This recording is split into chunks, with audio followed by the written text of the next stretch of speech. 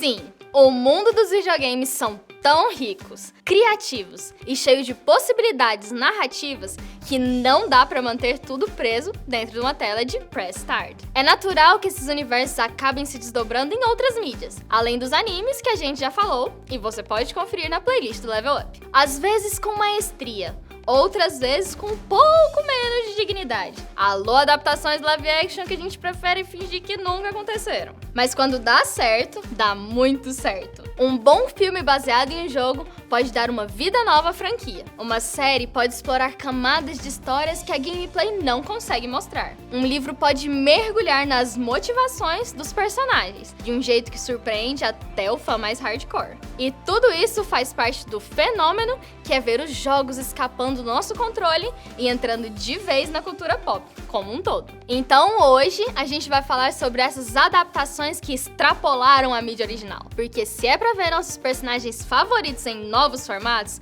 que seja com boas histórias, visuais impactantes e, se possível, sem esquecer de onde eles vieram. Mas antes de começarmos a falar dessas outras mídias, não se esqueça de se inscrever no canal para acompanhar conteúdo sobre uma enorme variedade de assuntos. Finanças, curiosidades, humor, de games e cultura pop e muito mais. Um dos maiores sucessos recentes quando o assunto é a adaptação de jogos para outras mídias vem direto do reino dos cogumelos. Sim, estamos falando dele. O filme animado, detalhe pro animado, porque do filme nós não vamos falar aqui, de Super Mario Bros. Que chegou aos cinemas colocando o pé na porta. O resultado agradou não só aos fãs, mas o público geral também gostou bastante do desenho. E eu nunca vou esquecer do dia em que meu pai virou e falou que gostou do desenho Super Mario. A animação é vibrante, colorida e repleta de referências que fazem o coração dos fãs baterem mais forte. O maior acerto do filme talvez tenha sido em não se limitar ao universo gamer. Ao invés de ser apenas uma homenagem para quem já conhece o produto, a narrativa foi pensada para ser mais acessível, divertida e envolvente, até para quem nunca encostou em um controle. E deu super certo. O filme mergulha no espírito do jogo, com direito a trilha sonora nostálgica, sequências que parecem saída diretamente das fases clássicas e personagens que mantêm suas características originais, mas com uma abordagem cinematográfica. E claro, teve o Bowser cantando. Isso por si só já valeu o ingresso. Além disso, Super Mario Bros. O filme bateu recorde de bilheteria, se tornando uma das maiores animações da história em termos de arrecadação, mais especificamente, a segunda maior bilheteria de animação da história. A produção arrecadou mais de $1 bilhão e ultrapassou Frozen. Com isso, o filme fica atrás apenas de Frozen 2, que é a maior bilheteria de animação da história. E claro que nós vamos falar de The Last of Us. A série da HBO, baseada no aclamado jogo da Naughty Dog, não só conseguiu trazer com fidelidade a atmosfera do game, como expandiu ainda mais o universo, com profundidade emocional, atuações marcantes e uma produção impecável. Desde o primeiro episódio, ficou claro que não seria apenas mais uma série inspirada em jogo. Era uma narrativa pensada com cuidado, sem medo de fazer ajustes criativos quando necessário. O resultado? Episódios que emocionaram, chocaram e geraram até debate. Tudo isso mantendo o coração da história intacto. Um vínculo humano em meio ao caos. Pedro Pascal como Joel e a Bella Ramsey como a Ellie entregaram performances que deram ainda mais camadas aos personagens, já tão queridos pelos fãs do jogo. E não dá pra esquecer do episódio 3, que virou um dos momentos mais comentados do ano, mostrando como a série soube ir além da ação e trazer histórias intimistas e humanas, mesmo em um mundo pós-apocalíptico. O sucesso foi tão grande que a terceira temporada já estava confirmada antes mesmo da estreia da segunda. Isso mostra não só a confiança da emissora, mas o peso cultural que a série atingiu em tão pouco tempo.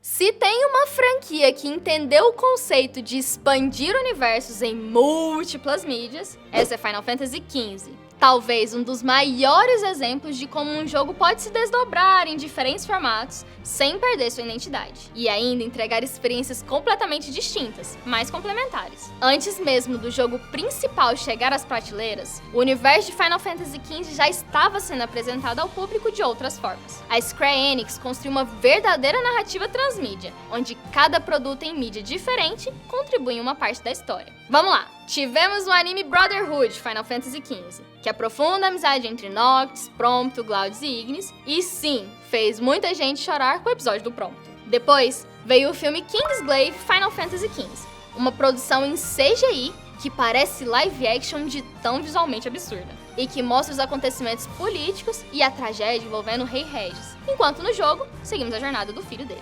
Além disso tudo, a trilha sonora contou com a participação de ninguém mais, ninguém menos que Florence The Machine, trazendo um cover emocional e grandioso de Stand By Me, que virou praticamente um hino da amizade dentro do jogo e um hino de casamento. E não para por aí. Final Fantasy XV também teve livros, mangás, DLCs com histórias paralelas, que também fizeram muitos fãs do Prompto, do Igni e do Arden chorarem, e até um jogo derivado focado no próprio Regis, o pai do Nox, com um estilo completamente diferente, mas voltado para ação tática, mostrando que o universo de Eos pode ser explorado de formas bem variadas, e ainda fazer sentido dentro da cronologia. Foi uma experiência ambiciosa, claro, e por isso mesmo dividiu opiniões. Mas para quem mergulhou fundo no universo completo, Final Fantasy XV se tornou mais do que um jogo. Foi um evento narrativo, onde cada peça do quebra-cabeça contava um lado da história. E eu sou 100% partidária, porque definitivamente Final Fantasy XV é o meu jogo favorito da vida. Nem toda adaptação precisa ser perfeita para se tornar inesquecível, e Resident Evil é a prova viva disso. A franquia da Capcom é uma das mais icônicas do mundo dos games, conhecida pelo clima de tensão, cenários claustrofóbicos, zumbis clássicos e aquela mistura de terror e ação que definiu o gênero de survival horror. Mas quando saiu dos jogos e foi parar em outras mídias, digamos que as coisas tomaram um tanto quanto curioso. Em termos de volume, Resident Evil é uma verdadeira máquina de adaptações. Tivemos vários filmes live action, começando com a famosa e longa saga estrelada pela Milla Jovovich, que apesar de se afastar bastante da narrativa dos jogos, conquistou o seu próprio público e virou uma franquia por si só. Tem zumbi explodindo, gente pulando em câmera lenta, plot twist do nada e personagens que às vezes lembram vagamente os do jogo. Tudo isso embalado numa estética de ação, aventura, frenética, que virou a marca registrada da série. Além dos filmes, também tivemos animações em CGI mais fiéis aos jogos, como Resident Evil The Generation, Damnation e Vendetta, que pra mim é a melhor, que trazem personagens clássicos como Leon, Claire e histórias paralelas ao universo principal. E geralmente com direito a cenas de ação exageradas e muito drama viral. Em 2021, a franquia tentou um reboot mais fiel, pelo menos era a ideia, ao material original com Resident Evil Bem-vindo a Raccoon City. A proposta era promissora, adaptar os 2 primeiros jogos da série de forma mais direta, com personagens icônicos como Leon, a Jill, a Claire e o Chris, em ambientações que os fãs reconheceriam de cara, como a delegacia e a mansão. E, de fato, o filme tem várias referências visuais que arrancaram sorrisos nostálgicos, mas a felicidade acaba por aí. Mesmo com a suposta boa intenção de resgatar a essência dos games, o resultado acabou tropeçando no ritmo, nos diálogos, em escolhas de roteiro que não acabou como o público queria. Ainda assim, para os fãs mais desapegados, mas desapegados de verdade, foi uma tentativa interessante e até bem corajosa de voltar às raízes. Esse filme eu vi no cinema e a minha diversão era assistir a reação da minha irmã passando muita, mas muita raiva. Depois da cena de explosão na porta da delegacia, quem viu sabe, eu desisti de olhar pra tela e fiquei só nas reações. Pra mim foi divertido. E aí veio Resident Evil de 2022, a série live action da Netflix, que olha, tentou muito, com uma trama dividida em 2 linhas do tempo. Uma no passado, acompanhando a família de Wesker na nova Raccoon City, e outra num futuro pós-apocalíptico cheio de zumbis. A série parecia querer criar algo novo dentro do universo da franquia, mas acabou criando mais confusão do que tensão. As conexões com os jogos são rasas. Os diálogos variam entre o estranho e o involuntariamente engraçado. E a própria ambientação mais parece próxima de um drama adolescente com zumbis de fundo do que de um terror sombrio dos games. Nem mesmo o carisma de Lance Reddick, como um Albert Wesker nada convencional, conseguiu salvar a produção. E o resultado? Um cancelamento após a primeira temporada e o título, que não é oficial, mas a gente tá chamando todo mundo assim, de pior adaptação já feita de Resident Evil.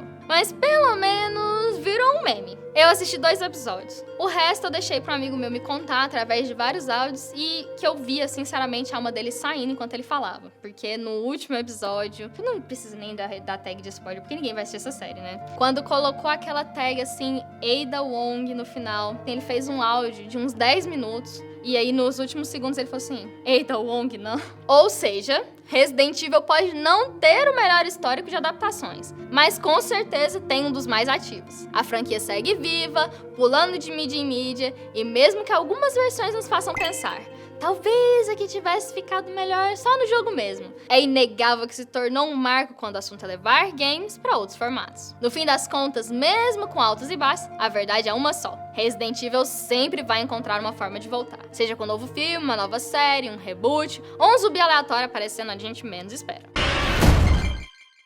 Pra fechar com uma chave enferrujada e cheia de névoa nessa lista, vale lembrar de Silent Hill, uma das poucas adaptações de jogos de terror que realmente conseguiu captar a atmosfera do original. Lançado em 2006, o filme foi relativamente bem sucedido, especialmente por manter aquela sensação de desespero, estranheza, isolamento, que os fãs da franquia conhecem tão bem. A direção de arte é um dos grandes destaques, recriando com fidelidade o visual perturbador da cidade coberta por névoa e com aquelas criaturas grotescas que parecem saídas diretamente do pesadelo pixelado dos games. A trama até se afasta um pouco da história do primeiro jogo, mas preserva o tom psicológico e o simbolismo bizarro que fazem de Silent Hill algo muito mais profundo do que um terror qualquer. Não é perfeito, mas é assustador na medida certa. E convenhamos, depois de tantas adaptações desastrosas por aí, isso por si só já é um mérito e tanto. A Konami já disse que tem um filme novo vindo por aí para adaptar a história do segundo jogo. Até a gravação desse vídeo a gente ainda não tem uma data oficial. Eu e Yara tem as minhas ressalvas sobre um filme do segundo jogo, mas o diretor é o mesmo do primeiro filme, então vale uma chance?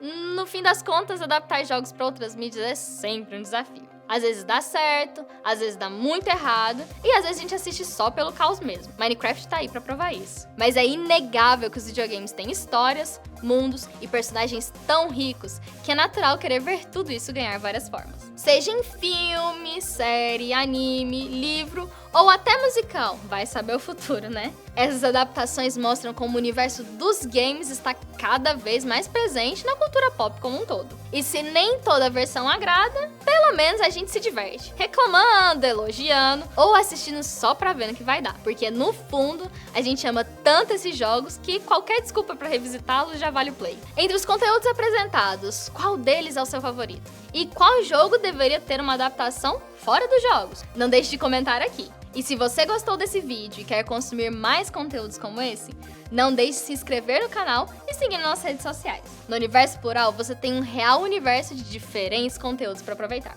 Obrigado, pessoal, e até a próxima!